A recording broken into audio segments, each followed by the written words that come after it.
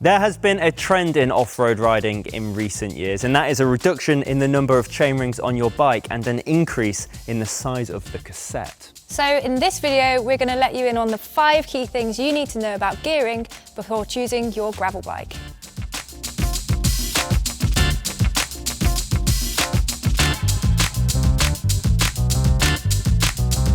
So to calculate the number of gears your bike have, you need to take the number of sprockets on your cassette and times it by the number of chainrings, which should mean that a 2x setup is instantly the winner. Yeah, well that's technically true that it does have more gears, but it's actually the ratio of the gears and the range of the gears that has the biggest impact on how it rides, and that will be a little bit different for on and off-road riding too. So by range, we mean the spread in your gears, and the bigger your range, the smaller your smallest gear can be and the bigger your biggest gear can be.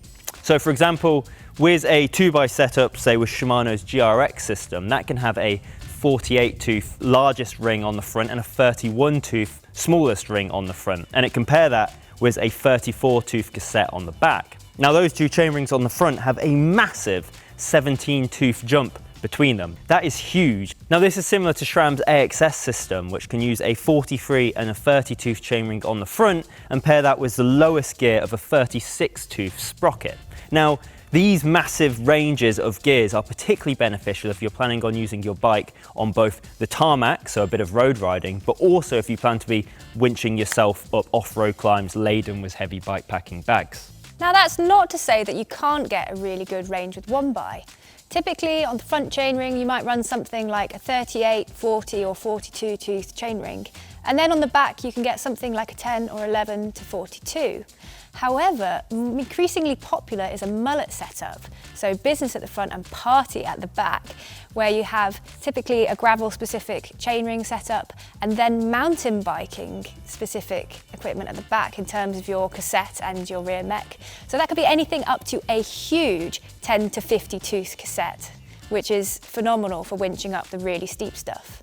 Now, if you are running a cassette that large on the back with a 1x setup on the front, you are more likely to notice the jumps between the gears when you shift. And this can affect your cadence. Now, cadence is how comfortable it feels to pedal, so how quickly your legs are spinning and how easy it feels to move the bike along the trail. So with a bigger cassette, all of the shifting is put at the rear, which this is offset if you use a 2x chainring because the bigger jump is at the front. Remember that 17 tooth jump I spoke about? This allows you to then have much tighter spacing on the rear cassette, so you can have nice incremental gear changes of much smaller number of teeths.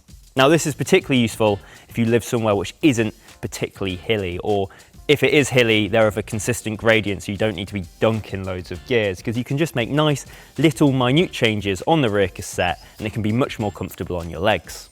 However, if you're riding off-road and you have a 1x setup, you're less likely to notice these bigger shifts in the gearing because you tend to be going a lot slower, for example if you're doing a technical climb.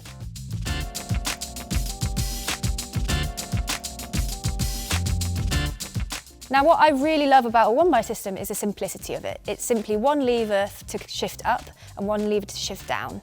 So if you're guilty of cross-chaining when on the road with a double like me, it's really, really easy because you don't have to worry about making sure that you're in the middle of the cassette when you change the chainring. And if you're riding off-road, it's just one less thing to think about and makes it super easy and simple.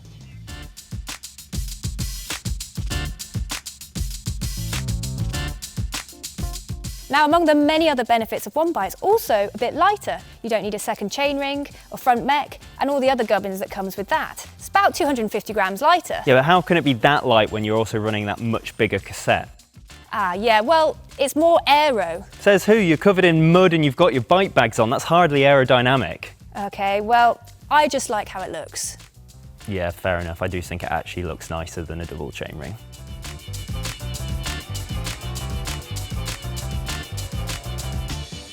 Now lastly comes my favourite point, which is about reliability, especially if you're heading out into an area such as this, where you're quite remote from a good bike shop or some help. And that's because you don't have a front mech on the 1x system, it's just one less thing to go wrong.